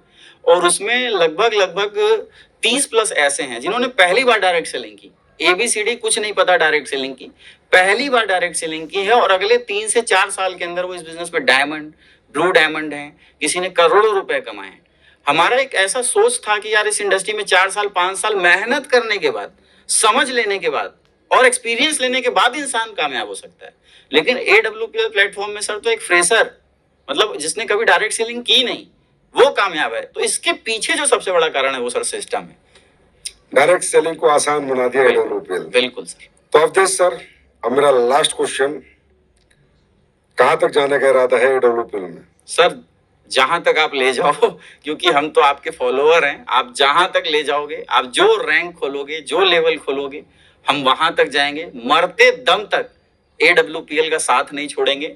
और जो भी रैंक आप खोलोगे वहां तक हम उसको क्वालिफाई करेंगे। आज 70 करोड़ की बिजनेस अपॉर्चुनिटी है सर। अभी तो 10 साल हुए हैं। अगले 10 साल, 20 साल, 30 साल तक अगर 700 करोड़ की भी बिजनेस अपॉर्चुनिटी होगी तो अवधेश नारायण वहां तक भी जाने का प्रयास करेगा। और अपने आने वाले जो फ्यूचर है, हमारे जो बच्चे हैं, उन्हें भी बोलूंगा कि तुझे वहां तक पहुंचना है। क्या बात है अवधेश सर, मतलब अभी भी पूरा जुनून बाकी है। बिल्कुल सर, अभी तो पूरा कुछ कमाया ही नहीं ऐसा लगता है एडब्ल्यूपीएल में। क्योंकि सोच और विजन इतना बड़ा एस्क्लेपियस वेलनेस में मिल चुका है कि ये 12 करोड़ तो 12 लाख रुपए लग रहे हैं सर। जैसा आप हमें ट्रेनिंग देते हो, जैसा आप हमें समझाते हो और जो आपने विजन दिया है, तो बहुत कम अमाउंट लगता है सर। मेरी बेस्ट विशेष आपके साथ है। 12 करोड़ 120 करोड़ में बदलने वाले हैं, बहुत और जल्दी बदलेंगे। जिस तरह की आपका नेचर है, जिस तरह की आपकी सोच है, सेंस है, बिजनेस सेंस है कि बिजनेस कैसे किया जाता है, कामयाबी कैसे पाई जाती है, तो ऐसा व्यक्तित्व मैं कह रहा हूँ 12 से 120 करोड़ को मात्र 5-7 साल में भी बदल सकता है। बिल्कुल सर, धन्यवाद आपका। तो सर, जाते जाते कुछ पर्सनल आपसे जानना चाहेंगे, क्योंकि अभी ज्यादातर लोग आपको प्रोफेशनली जानते हैं, पर्सनली बहुत कम लोग जानते हैं। लेकिन आज काफी लोगों को पता चलेगा इस पॉडकास्ट के माध्यम से कि कौन है अवधेश सर। लेकिन लोग ये भी जानना चाहते हैं कि अवधेश सर को क्या क्या पसंद है। तो मुझे बताओ, आपकी सबसे फेवरेट कार कौन सी है? सर मेरी सबसे फेवरेट कार लैम्बोर्गिनी उरुस है। लैम्बोर्गिनी उरुस। उसकी आवाज बहुत अच्छी। जी सर। खाने में सबसे ज्यादा क्या लाइक करते हो? खाने में सर हम तो नॉर्मल खाना जो घर का है वो हम ज्यादा पसंद करते हैं। चावल हुआ, दाल हुआ, ये नॉर्मल जो खाना है सर, ये हमें ज्यादा अच्छा लगता है अब। क्योंकि लाइफस्टाइल इतनी बढ़ गई है कि होटल्स में ही ज्यादा समय जाता है हमारा। तो घर पे बहुत कम टाइम मिलता है, लेकिन जब मिलता है तो वो खाना सबसे अच्छा लगता है। पसंदीदा खेल कौन सा है? पसंदीदा खेल सर क्रिकेट है। पसंदीदा actor? Akshay Kumar. Actress? Actress का तो नहीं है सर कोई। नहीं, वाइफ कुछ बोलेगी नहीं, आप बोल दो। अभी तो कोई नहीं है सर। अच्छा, एक्ट्रेस कोई पसंद नहीं है? नहीं, क्योंकि मैं फिल्में उतना देखता नहीं। अच्छा, कोई फिल्म जो सबसे ज्यादा पसंद हुआ आपको? Baghban. Baghban. Domestic trip? Goa sir. International? International sir Switzerland. Switzerland. जी सर। तो अवधेश सर, आपसे बात करके, आज आपके बारे में जान के बहुत कुछ मुझे भी सीखने समझने को मिला है। और मुझे पक्का यकीन है कि जब इस पॉडकास्ट को देश की जनता देखेगी, खासकर डायरेक्ट सेलर देखेंगे या जो डायरेक्ट सेलिंग को जानते हैं वो देखेंगे, तो उनमें भी एक नई ऊर्जा का संचार होगा और उन्हें भी ये पता चलेगा कि डायरेक्ट सेलिंग में इतने कम समय में इतनी बड़ी कामयाबी कैसे पाई जाती है। तो बहुत अच्छा लगा कि आज आप हमारे लीडिंग लीडर्स के पॉडकास्ट में आए। आपका बहुत बहुत शुक्रिया। बहुत बहुत धन्यवाद sir, thank you very much.